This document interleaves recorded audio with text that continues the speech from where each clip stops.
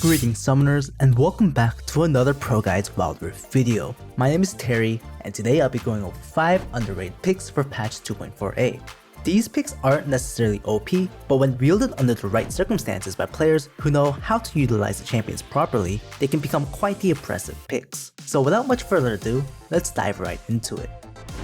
Our first champion up is Lulu. On her own, she's not the greatest, but rather minimal damage and a fragile body that makes her quite juicy for the enemy's frontline carries. But her strength isn't in solo carrying games, but much rather creating opportunities for her allies to absolutely steamroll.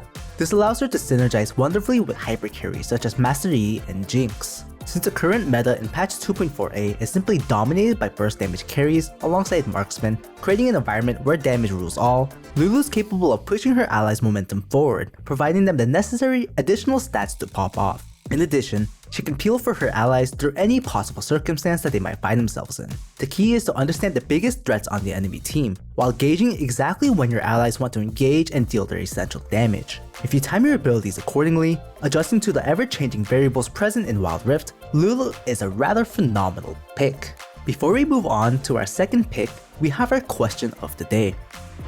What would you guys choose to improve in regards to the accessory system in Wild Rift? We have some pretty decent skins and custom recalls and baubles that are pretty cool. Personally speaking, I would love to see some sales for skins. Maybe like the personalized ones that they have on League of Legends, or even the basic ones that they have just in the store. As of now, they only seem to put sales for the specific bundles, which seems a little weird to me. Be sure to leave your answers in the comments down below. The second pick for today is another support pick, Sona.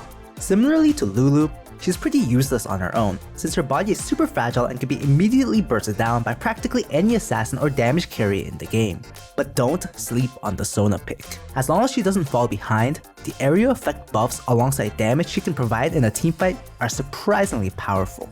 The key is to position safely, while surrounding yourself with as many allies as possible. In fact, if you play the pick well enough, your allies will trust your plays and rely heavily on your heals and buffs that you provide, thereby allowing you to essentially guide your team's movement like sheep. Doing so increases team synergy and cooperation, creating more ideal circumstances for victory. In addition, when playing Sona, be sure to keep track of your passive, Power Chord.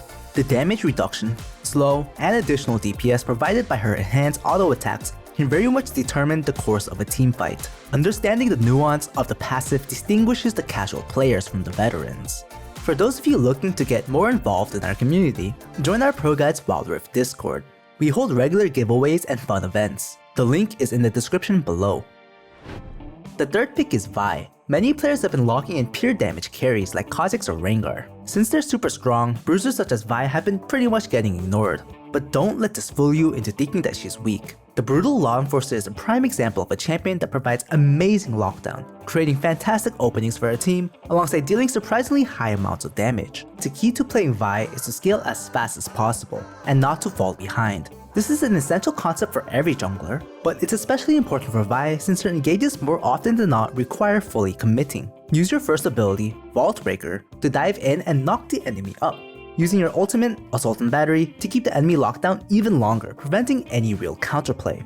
Ideally, you want this combo alongside a couple of enhanced autos to be enough to 100 to 0 the enemy's damage carries. Once you're capable of doing so, you can pretty brainlessly repeat the process over and over and over again on the enemy squishies. This burst damage combo is practically guaranteed if you manage to buy Trinity Force relatively early on in the game, since the item on its own provides enough damage by synergizing with her auto attack reliant abilities to maximize DPS. This first item purchase is why it's super important to farm efficiently and not fall behind, since if you lack the damage and improperly engage, you'll be left as a sitting duck.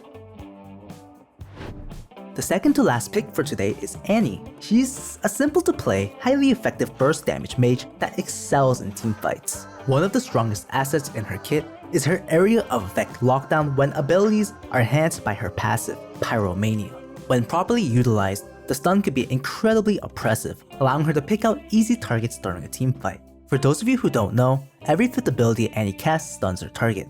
This synergizes with Tibbers fantastically, allowing her to effectively lock down multiple targets simultaneously. Try your best to find angles to stun your enemies effectively by cycling through your abilities prudently. Since the rest of Annie's kit is pretty self-explanatory, she's really not a hard champion to learn and master. Therefore, if you're looking for a simple mid lane caster to play, definitely give any a try. These picks are great, but definitely not among the most broken picks. This means that they'll almost never get banned, so you should be able to lock them in pretty uncontested. If you're looking for a video to help you guys decide who to ban, check out our video that does exactly that.